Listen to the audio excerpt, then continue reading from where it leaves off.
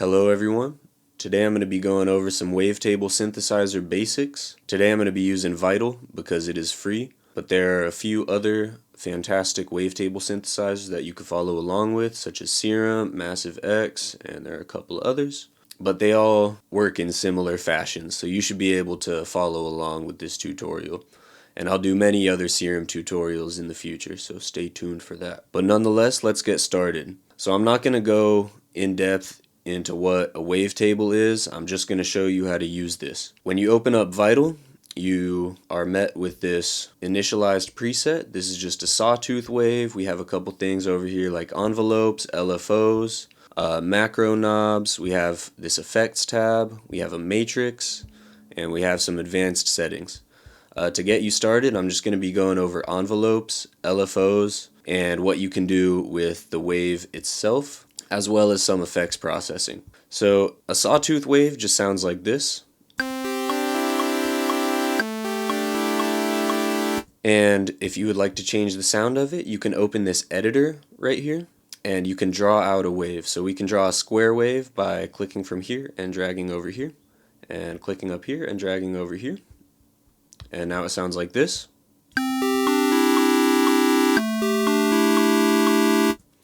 And you can do all sorts of fun shapes with this. You can you can just go crazy.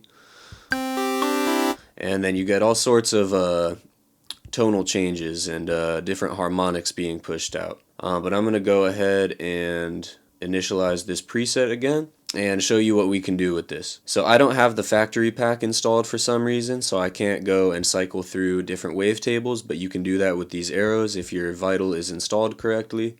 But you can do plenty of stuff with just this sawtooth wave.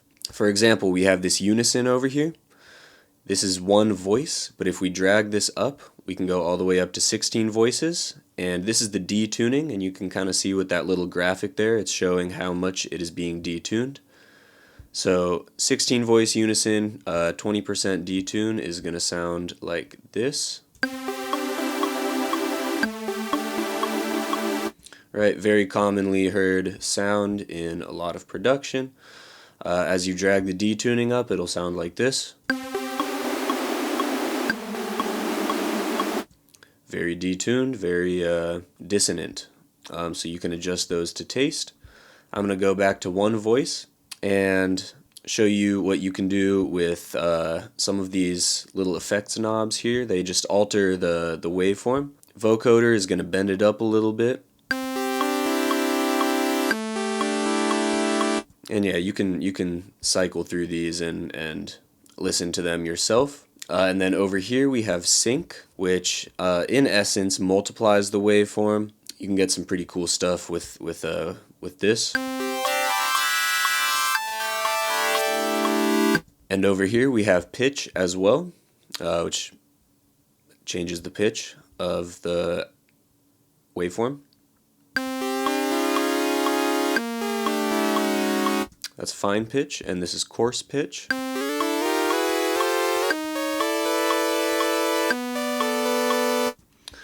And this gets pretty fun when you add oscillators, which is what I'll show next.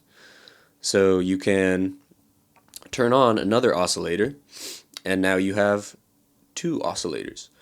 So what you can do with this, for example, is I'm just going to be playing a single note now. You can pitch this up 7 semitones. This is a fifth, and it'll sound like this now. And you could even detune it slightly. You can make some pretty cool stuff happen with that. Let's turn up unison on these.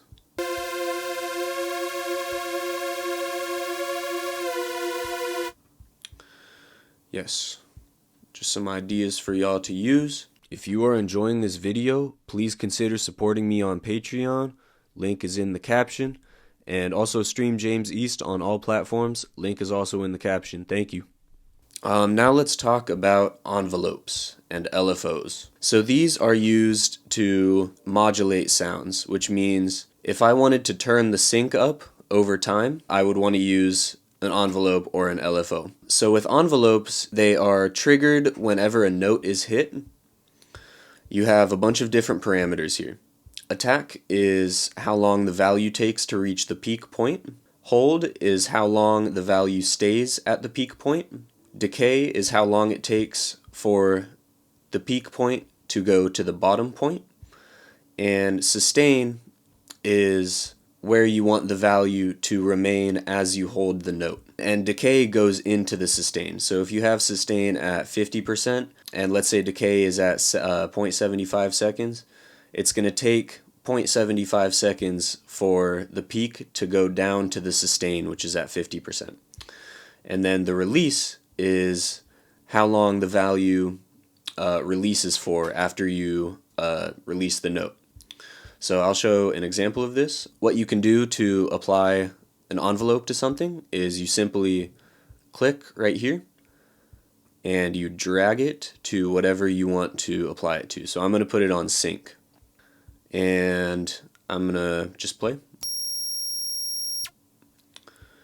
So it sounds like that because the sync is going all the way up and there's no attack or release. So if we add a little bit of attack here, you'll see it gradually moving up. And I'm going to take this down a little bit because that's really rough on the ears.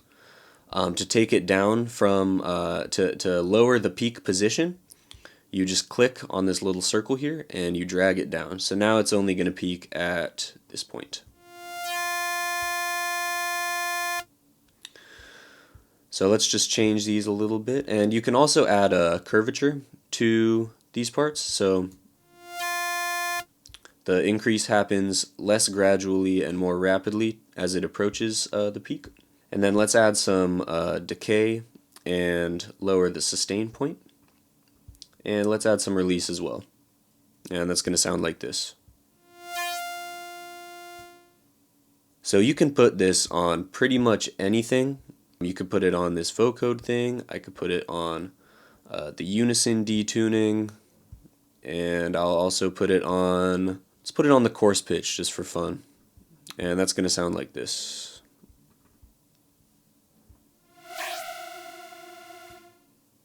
Alright, so that's the envelope. You can go ahead and have fun with that. I'm going to initialize this preset again. And now let's talk about LFOs. So LFO stands for low frequency oscillator, which means it's just constantly running. Although you can set it to trigger mode, and then it works somewhat like an envelope, but I won't go too deep into that. Let's just set this to sync. So what sync mode does is it syncs it to the BPM. The current BPM is 120 in my project. And let's set the tempo to eighth notes. So I am going to put this again on sync. Let me change this to sync.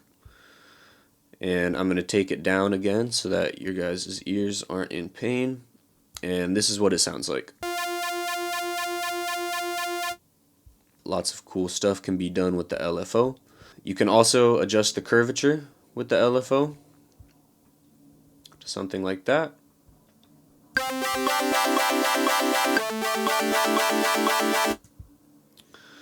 And I'll just put this on a bunch of parameters as well. This time I'll put it on the volume or level. I'm going to turn it all the way down and then turn this to a nice chill level. And I will put it on harmonic stretch as well for fun. And these can go in either direction, as in you can, for level for example, I could make it so that this peak is when it's silent, or I can make it so that this peak is the loudest, and you would do that by simply dragging this circle in a counterclockwise fashion. But I'm not going to be doing that. So with all of these things mapped to these parameters, this is what it sounds like.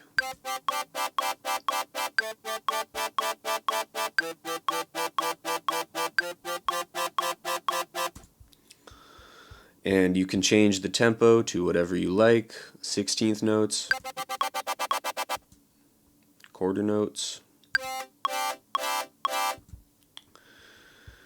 and you can also make steps in your LFO.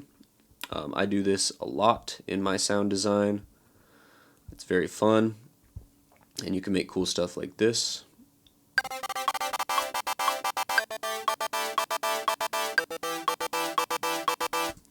Classic gated rhythm type of deal going on there. So that's all I'll say about LFOs. Go ahead and try that for yourself. I'm going to go ahead and initialize again and show you guys some effects. So effects are, I'm not gonna go in depth onto what each effect does. You can go ahead and experiment with them yourself. I'll just give you some ideas of things you can do with them. So this is our initialized preset again, Sawtooth Wave. This is chorus. Chorus is lovely. It adds a bunch of unison and width to your sound. You can adjust things like feedback, mix. Mix is how much signal is chorus. So 50%, for example, it's 50% straight sawtooth wave or dry, and 50% chorus sawtooth wave or wet. We have compressors, multi-band compressor here. It's not going to sound much different with just a sawtooth wave, but if we add something like reverb, for example, and bring this down here, you can change the order of your plugins on this side over here. Sound something like this. That multi-band compressor will just make the reverb a lot louder.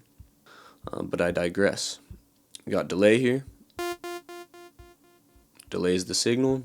Distortion, I love this stuff.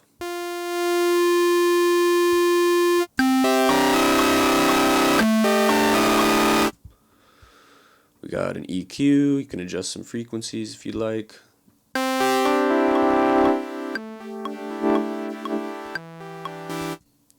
Filter. Got a flanger.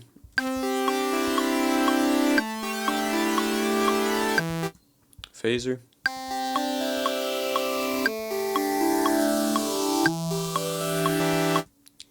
And reverb again.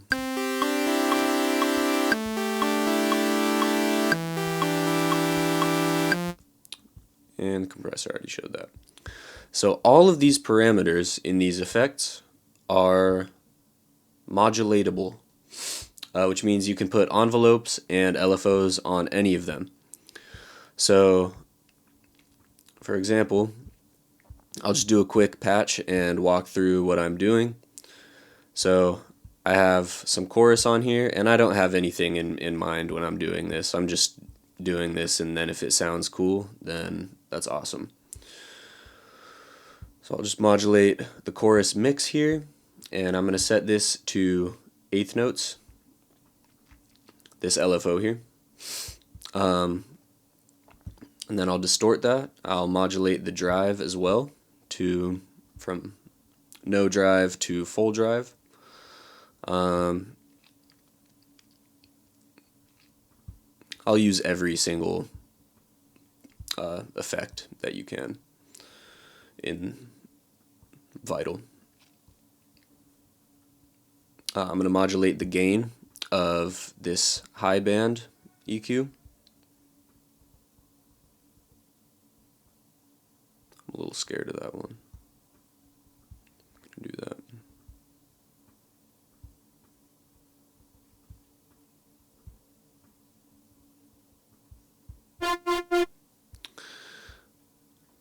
I'm going to add a filter, and I'll start demonstrating what it sounds like now. My apologies.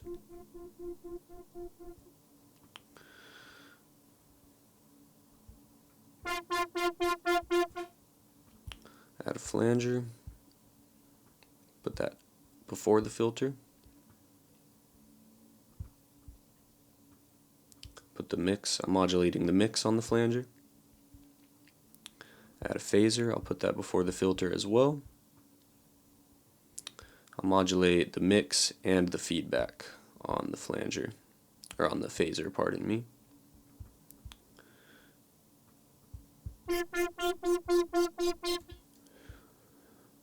put some reverb. I'm going to put that after the filter, and reverb I'm not going to modulate, but I am going to make it so that the low frequencies aren't coming out as much. And I got the size all the way up, and I'll increase the time as well for that washy effect. And lastly, I'm going to put this multiband compressor. And for this, I'm going to modulate the mix again. And as a matter of fact, I'm going to put distortion after the phaser and the flanger. Oh, and delay. I'm going to put that after everything. And I'm not going to modulate anything on that. And this is what we have.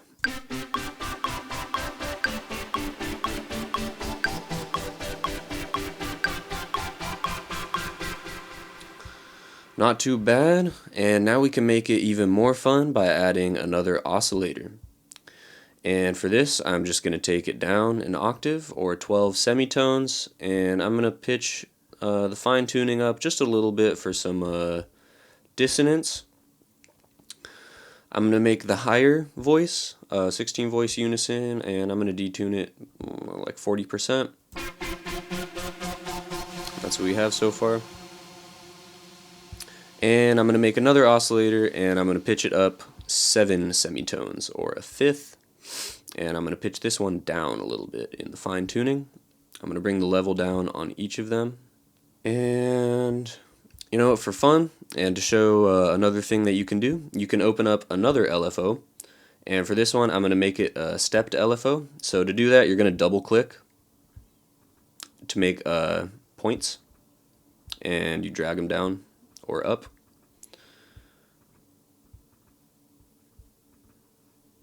And we're going to curve that one actually and do that too. And this one I'm going to make a quarter note, and I'm going to put that on the level of my oscillator that is up a perfect fifth. And I'm going to give that one 7 voices at unison. And a little sync too, why not? And this is what that sounds like.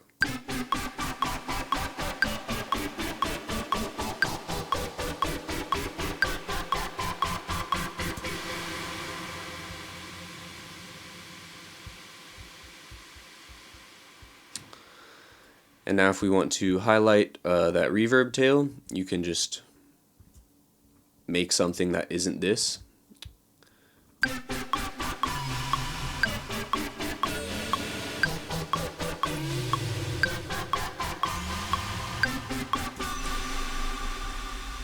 Sounds pretty funky. A lot of stuff going on in this patch.